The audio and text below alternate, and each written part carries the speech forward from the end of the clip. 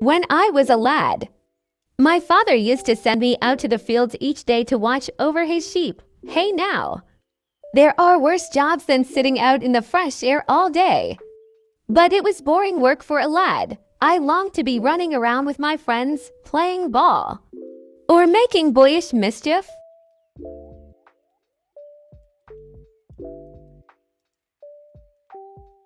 Can't the sheep look after themselves? I asked my father.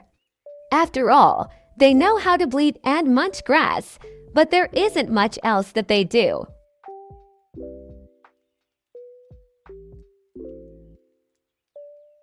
Father said it was important work, and most importantly of all, I must keep my eyes peeled for the wolf in case he came sneaking into the fields and grabbed one of the spring lambs.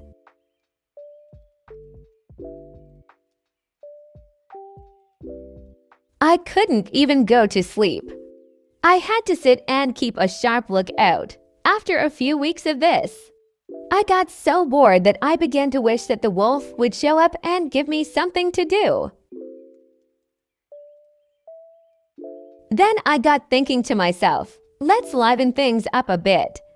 I thought, let's play a trick on the villagers.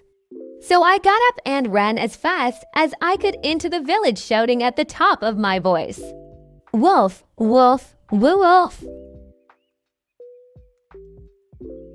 The villagers grabbed sticks, rolling pins, and pitchforks and came running up to the field to chase away the wolf. But when they got there, all was peaceful. The lambs were frolicking as usual, quite unmolested.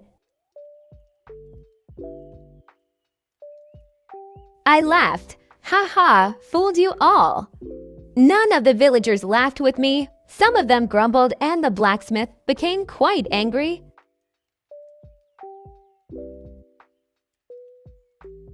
And shouted at me, but he was just a bad sport who couldn't see the funny side of my joke. A week later, I did the same thing again. Only this time I put on an even better act. I daubed red paint on my arm and pretended that the wolf had bitten me. This fooled even the blacksmith, who was on his guard after the last trick I had played.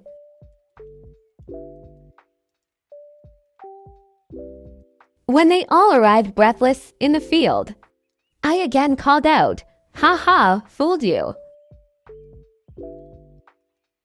This time, quite a few of the villagers were angry with me, and I got quite an earwigging from the blacksmith, the teacher, and the ironmonger. When I got home, my father was furious and told me that I had a stupid sense of humor.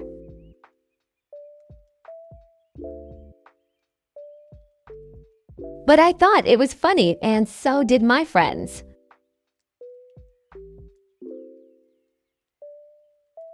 About a week after that, I was sitting up on the hill watching my father's sheep as usual. It was getting on for evening, and the sun was setting behind the forest. I would have to spend the night out there, and oh, how lonely and bored was I. Then all of a sudden the sheepdogs started to bark and the flock was running around and bleating like they had all gone mad, only they hadn't. There was a wolf among the sheep and he had seized a lamb. "Wolf, wolf, woo," I called out, and I ran into the village to get help. But nobody came, not one villager. They carried on doing whatever they were doing, eating supper, drinking ale, or finishing off their work for the day. "Please," I said to the blacksmith, "this time it's true. There really is a wolf," but he just shrugged his shoulders.